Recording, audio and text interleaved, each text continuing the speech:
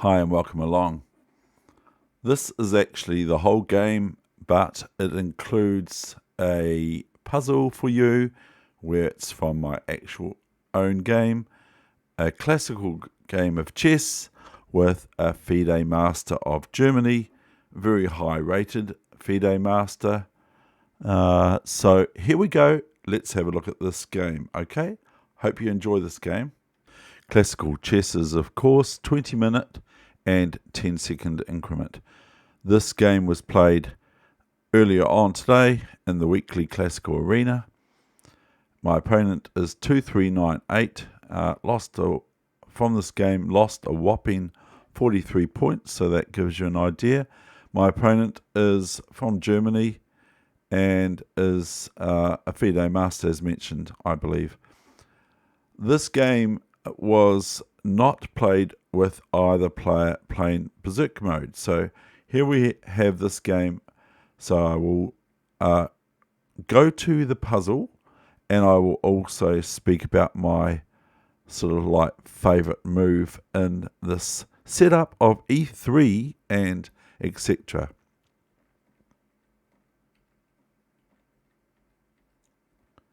So as you would appreciate, here comes that move. The move is on move 7 or 8 or 9 or whenever it suits me. Okay, A4, because I don't know what to do. And I want to invite black to play the reverse side of a French defense so that I'm actually having the French defense formation, if you get what I mean. So reversed colors, I get French when black plays E5.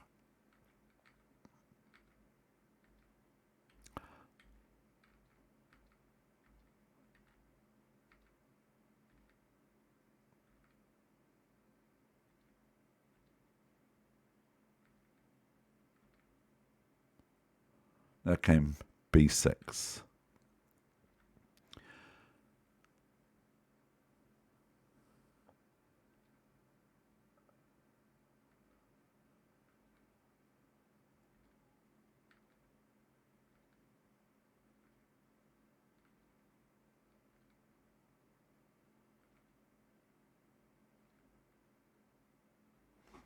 So here is one part of the exercise.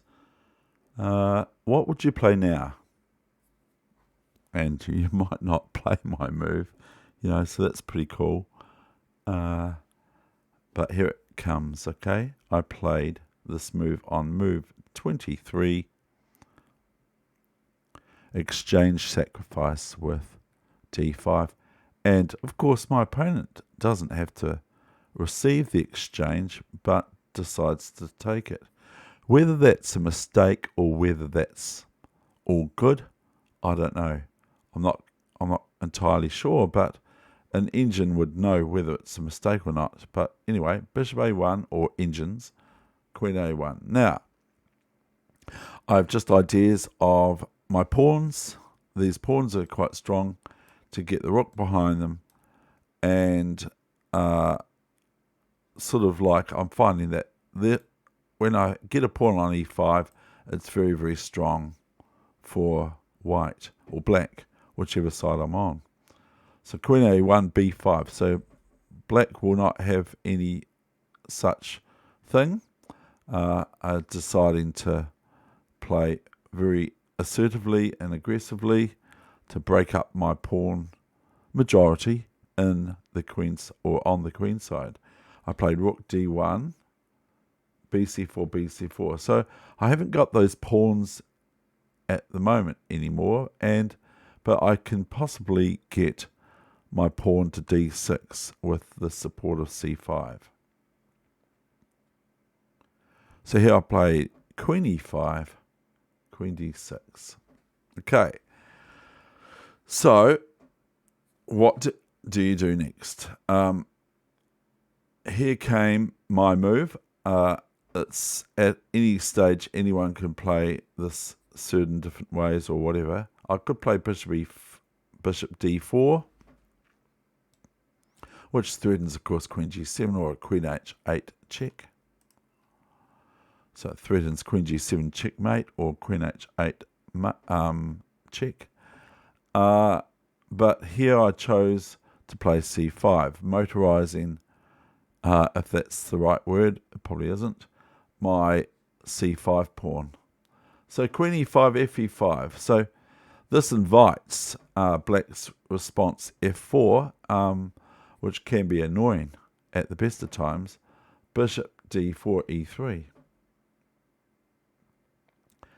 So here comes e6. I've actually got more than one exercise here, I think. e6. And now, as you would appreciate, these pawns of whites are getting quite strong, but also black is having this strong, black's got this sort of strong pawn on e3 as well, which is quite strong, and it's a very, very good player, So 2-500 in some cases. I won't have a look. But he's 2-500 and something, and he's a Fide Master, as I've mentioned. So here's e6, rook a4, bishop e5, rook f5, bishop c7, e2, and now rook e1's forced. And here the beauty is that white isn't doing too badly, as if rook d5, then I have some options. I've got e7, I've got rook e2, and e7 and e8 sort of thing. They're quite powerful, as well as bishop d8 if it has to go to support the pawn e7 and to block the rook on a8 from stopping queen, that sort of thing. So they are the sorts of ideas I had earlier on. So here's rook e4. So it's your move now.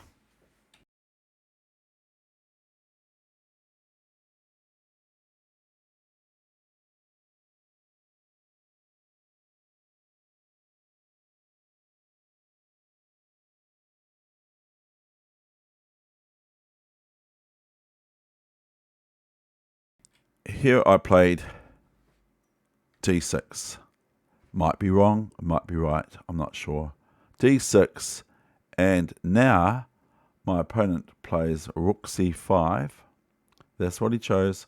d7, rook d5, and d8 queen, and rook takes, bishop takes, rook e6, king f2. Okay, so now I'm just going to go to the particular part of the game where it's the exercise to find the next move. Be that good or not, I'm not sure. Rook e2. So I've earned this pawn on e2 now. So white has a bishop for a pawn, but it's very difficult to maybe win this game. So here are the following moves.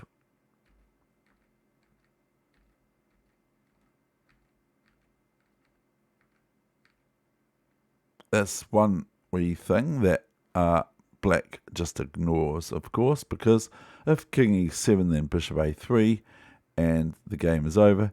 And it is rook e7 check, so if the king moves, I'm just going to go back to rook e2 again, maybe. Rook e6, king h5.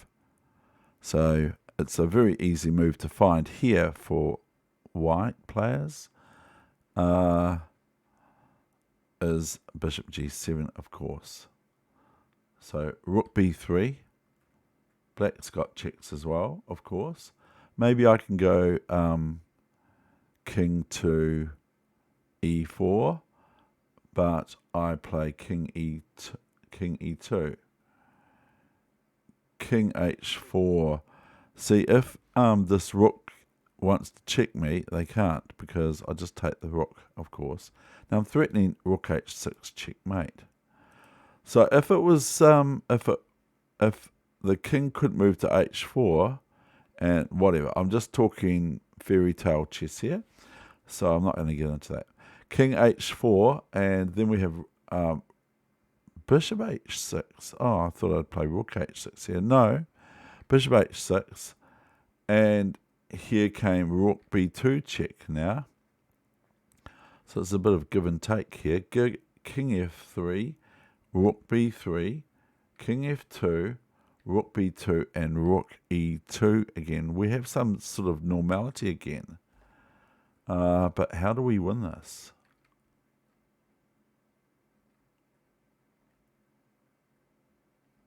We have to get rid of this pawn. This pawn is too strong to leave on the board. So I have to get rid of this pawn. And here's rook b2. Rook swap, please. No. Bishop e7. Rook loss, please. No. Rook e2.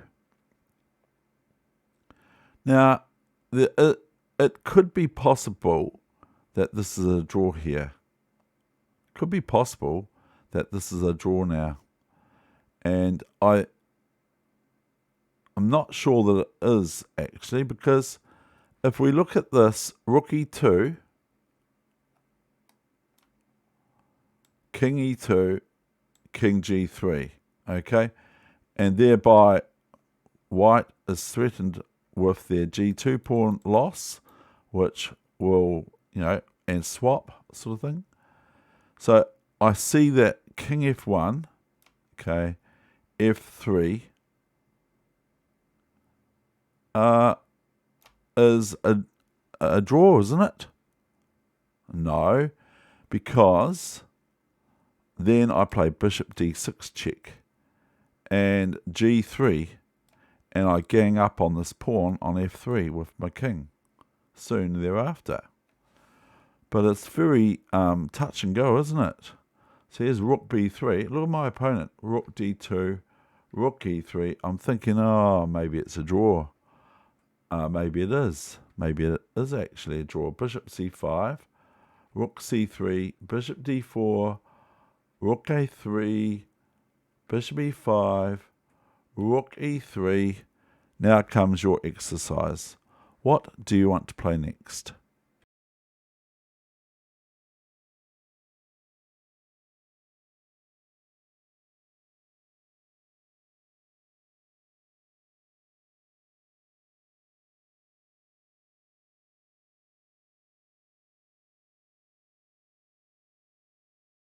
This move is liquidation, so that will give you a big clue. So here we go. It is, of course, coming up.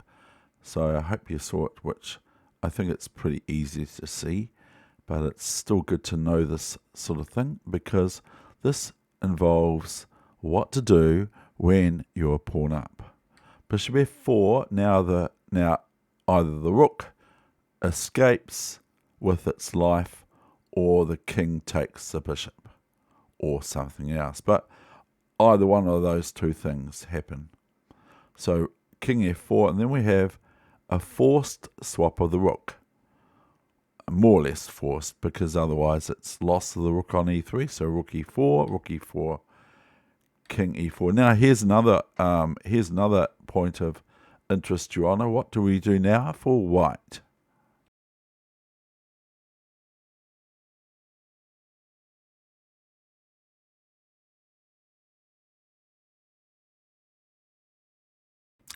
We make the following moves here. Very important. Everyone that looks at endgames finds this out. King in front of pawn, not the other way around. So make sure that you've got your trailer behind, which is your pawn. Your trailer is traveling behind your king, or your king mx5 or something like that. So we go first here, king g3. Now, whether my opponent played this correctly or not is another question, but here we have the resulting moves. Now we have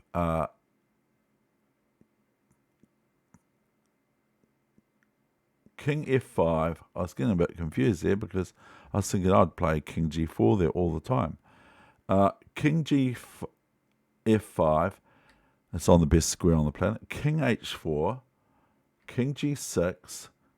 Now what do we do? Do we play g4 or something else? Or g3? Do we play g3 or what do we do? We could probably play g3.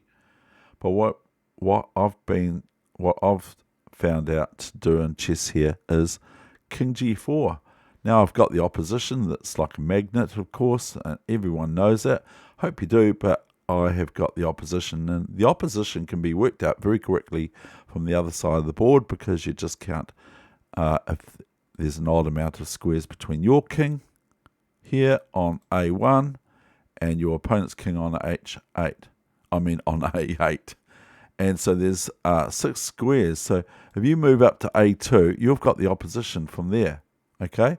Because it's odd amount of squares. Look, 1, 2, 3, 4, 5. See?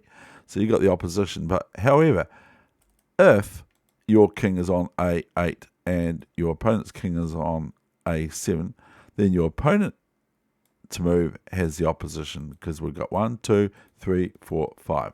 So that said, let's move on with this, how to win this. King g4, king h6, king f5, king h5, g4. Now the pawn can come into the battle. Now it threatens to just run all the way home, or does it? King h6, king f6, king h7, now g5. But hang on, what about king g8? Now what do we do? That's a very good question. Do we play g6 or do we play king e7, king e6, king f5, king e5, or king g6? They're all the possibilities. There's 6 possibilities here for white to play. And one is the only winning move is king g6, of course. King h8.